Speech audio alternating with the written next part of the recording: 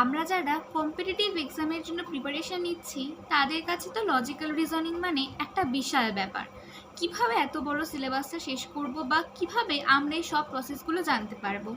তো তোমাদেরকে সাহায্য করার জন্যই আমি আজকে নিয়ে এসেছি মিসিং নাম্বার সিরিজের বেশ 5টি ইউনিক টপিক, যেখানে তোমরা এগুলো সলভ করেই এর মূল জিনিসটা শিখে যেতে পারবে। আমি প্রথমেই রেখেছি increasing order multiplication and increasing order addition series. দেওয়া রয়েছে 4, 5, 12, 39, 160। তো তোমরা এটা ইংলিশেও কনভার্ট করতে পারো বা 4, 5, 12, 39 অ্যান্ড 160। তো আমাদের এখানে জানতে চেয়েছে যে এর পরের যে জিজ্ঞাসা চিহ্ন স্থানে সেখানে কোন সংখ্যাটি বসতে পারে।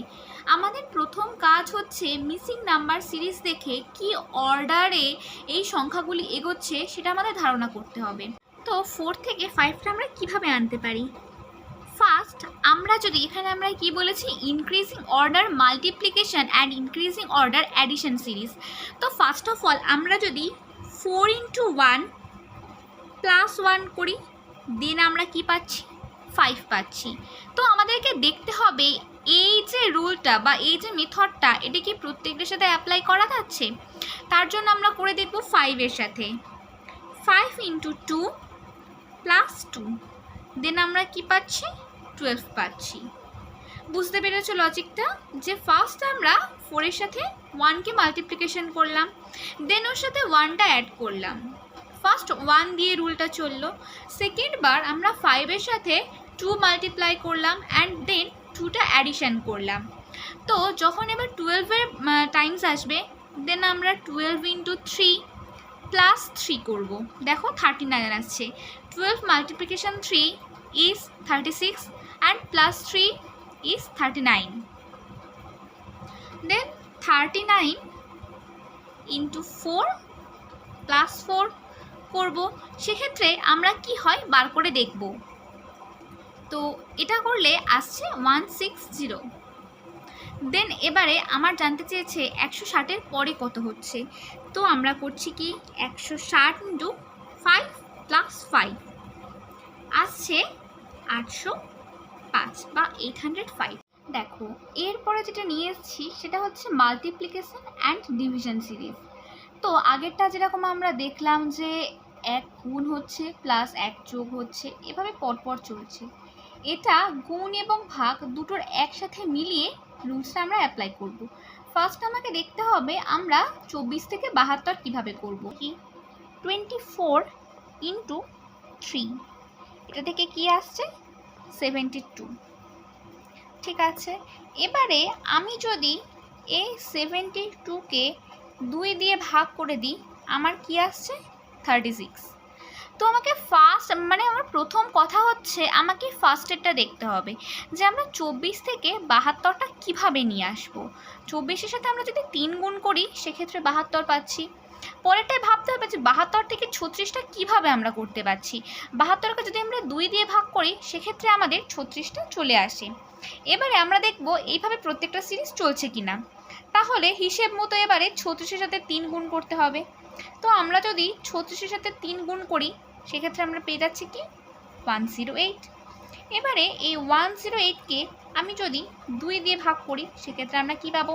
54। তাহলে আমার সিরিজটা চলছে কি 3 দিয়ে গুণ 2 দিয়ে ভাগ, আবার 3 দিয়ে গুণ, আবার 2 দিয়ে ভাগ। তো পরেরটার ক্ষেত্রে 3 দিয়ে গুণ হবে আবার।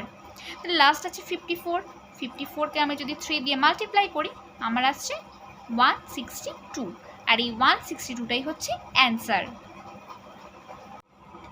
পরের যে সিরিজ সেটা হচ্ছে digital operation and number series. তো তোমরা এটা দেখে আইডিয়া করতে পারবে যে কিভাবে এটা তৈরি করা হচ্ছে। 88 থেকে 64 আবার তারপরে 24, এর পরের সিরিজটা কী হতে পারে? এক্ষেত্রে এটা খুবই ইম্পর্টেন্ট বলা যেতে পারে, তাই এটাকে আমি একটা স্টার মেরে দিলাম। ঠিক আছে, আমরা একটা জিনিস ভেবে দেখি। চলো, আমাকে 88 থেকে 64-এ নিয়ে আসতে হবে। আমি 88 লিখলাম।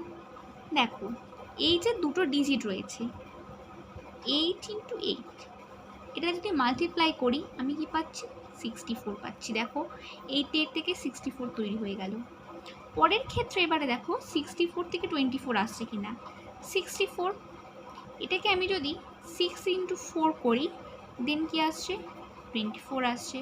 তাহলে 24-এর পরেরটা কি হবে? 24 থেকে 2 × 4 = 8। 8 হলো অ্যান্সার। পরের যেটা আমরা দেখব সেটা হচ্ছে স্কোয়ার এডিশন সিরিজ। আমি বলেই দিলাম এটা স্কোয়ার এডিশন সিরিজ, তো এটা কিভাবে এগোচ্ছে আমরা দেখব। চলো, 2 থেকে 3 হয়েছে, 3 থেকে 7 হয়েছে, 7 থেকে 16, 16 থেকে 32। যখন এরকম একটা সিরিজ দেখবে তোমরা ভাববে যে একটা ছোট সংখ্যা থেকে বড় সংখ্যা হচ্ছে, নিশ্চয়ই কোনো সংখ্যা গুণ করে তৈরি হচ্ছে বা কোনো সংখ্যা যোগ করে তৈরি হচ্ছে, তবে এই সিরিজগুলো আমরা সলভ করতে পারবো। ফার্স্ট আমরা যদি দেখি 2 থেকে এই 3-এর গ্যাপটা, আমরা এই 2 থেকে এই যে 3-এর গ্যাপটা পাচ্ছি, এটা কত? +1। 2 থেকে 3-এর গ্যাপ। আবার যখন আমরা 3 থেকে 7-এ যাচ্ছি, আমরা দেখব +4-এর গ্যাপ।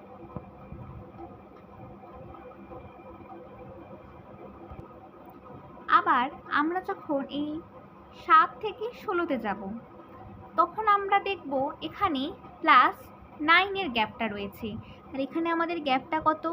এখানে আমাদের গ্যাপটা হচ্ছে +9। যখন 16 থেকে আবার আমরা 32-এ যাব, এখানে দেখব আমরা 16-র গ্যাপ রয়েছে 16। তাহলে আমাদের গ্যাপটা দেখতে হবে। এই 1, 4, 9, 16 এটা কীভাবে আসছে? 1-কে আমরা 1-এর স্কোয়ার লিখতে পারি, 4-কে 2-এর স্কোয়ার লিখতে পারি, 9-কে 3-এর স্কোয়ার লিখতে পারি, 16-কে 4-এর স্কোয়ার লিখতে পারি। তাহলে প্রত্যেকটা স্কোয়ার আকারে এগোচ্ছে। তাহলে এর পরেরটা নিশ্চয়ই 5-এর স্কোয়ার হবে। 5-এর স্কোয়ার মানে 25। এবারে আমরা 32-এর সাথে 25 যোগ করে দেব, দিয়ে যেটা হবে সেটাই আমাদের উত্তর।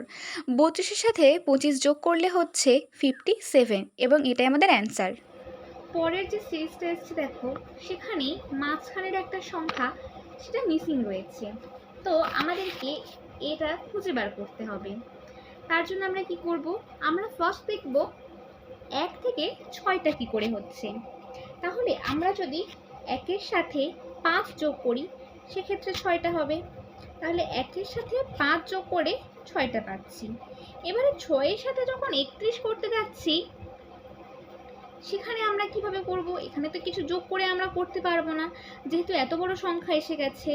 তাই আমরা একটা জিনিস ভাবতে পারি যে এটা গুণ করে করেই গোটা সিরিজটা এগিয়েছে। দেখো, ছোট সংখ্যা থেকে ক্রমশ বড় সংখ্যা হয়েছে। তাহলে আমরা যে শুধু এটা যোগ করে করব তাহলে কিন্তু হবে না। তাই আমরা অন্য পথে করতে পারি। যেমন 1-এর সাথে যদি 5 গুণ করি, 1 5-এ 5, তার সাথে 1 যোগ করে আমরা পেলাম 6। আবার 6-এর সাথে যদি আমি 5 গুণ করি, 6 5-এ 30, তার সাথে 1 যোগ করে পাবো আমরা 31। তেমনি 31-এর সাথে যদি আমরা গুণ করি 5, তার সাথে যদি আমরা 1 যোগ করি, সেক্ষেত্রে পাবো আমরা 156। তাহলে পরের যে নাম্বারটা হবে, তাহলে 156-র সাথে সেখানেও 5 গুণ করব, করে 1 যোগ করব, তাহলে আমরা সংখ্যাটা পাবো কি 781। তেমনই তোমরা এটা চেক করার জন্য করেও নিতে পারো। তাহলে এটা হয়ে গেল আমাদের অ্যান্সার। এখানে আমাদের 781ই বসবে। তো অ্যান্সারটা চেক করার জন্য আমরা মিলিয়ে দেখে নিই। 781 × 5 + 1, এটা করলে কিন্তু 3906 আসছে। টাটা বন্ধুরা, দেখা হচ্ছে অন্য কোনো ভিডিওতে।